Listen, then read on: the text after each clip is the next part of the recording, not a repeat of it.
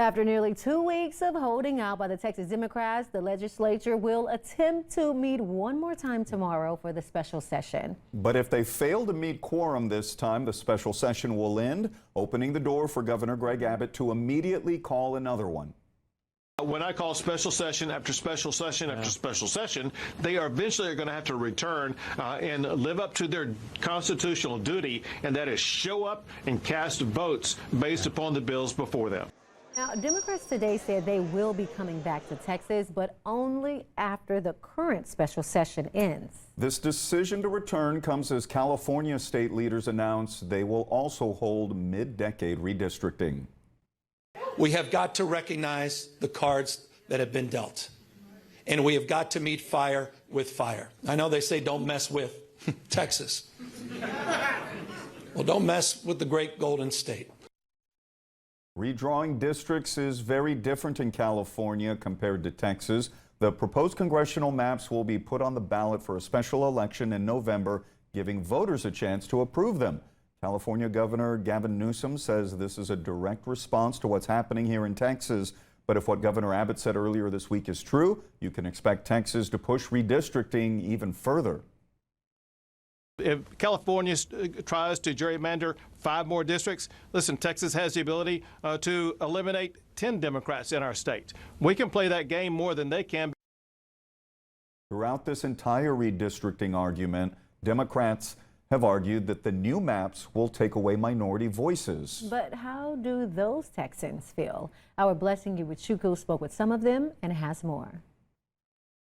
Some of the main talking points for Democrats when it comes to redistricting in Texas is that it's going to take away black and brown voices for those areas impacted. Well, some black Republicans here in North Texas say that's not the case. Lancaster, or Lancaster, whichever neck of the woods you're from. Trina Gregg came to this town hall in Lancaster, south of Dallas, looking for her people. This district is vital to me. And boy, did she find them. I'm just a conservative by nature. Despite the city being a Democratic stronghold, Dallas County Republicans say they're trying to reduce the stigma placed on their party. We're taking this from town to town, from city to city. This party has not been down in this part of the county, and so we want to be known. Right now, Texas is making national headlines thanks to Governor Greg Abbott and Texas Republicans' push to redraw congressional boundary lines, initially requested by President Donald Trump ahead of the midterms. Republicans hold 25 out of the 38 House seats in Texas. If the currently proposed map unveiled last month gets passed, Republicans would look to gain 5 more seats in North and South Central Texas. We as a political party believe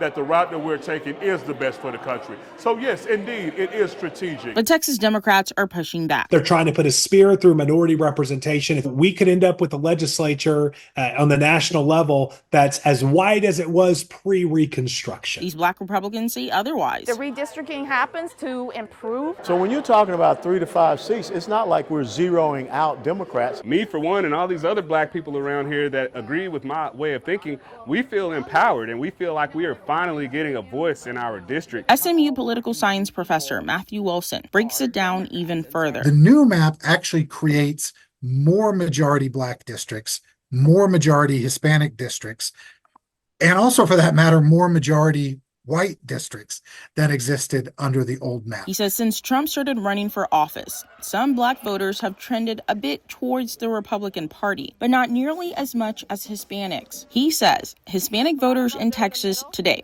break down pretty close to 50-50 with their political affiliations. I think Hispanic Republicans therefore emphasize that something that disadvantages the Democratic Party does not necessarily disadvantage Hispanic voters or disadvantage their candidates of preference. These black Republicans say it's not about the party labels for them. We need the right people representing us. But rather, values and beliefs. In Lancaster, Blessing Iwuchukwu, Spectrum News. All right, so the moment that we've all been waiting for.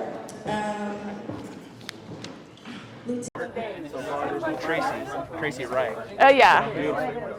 Now, what was her name again?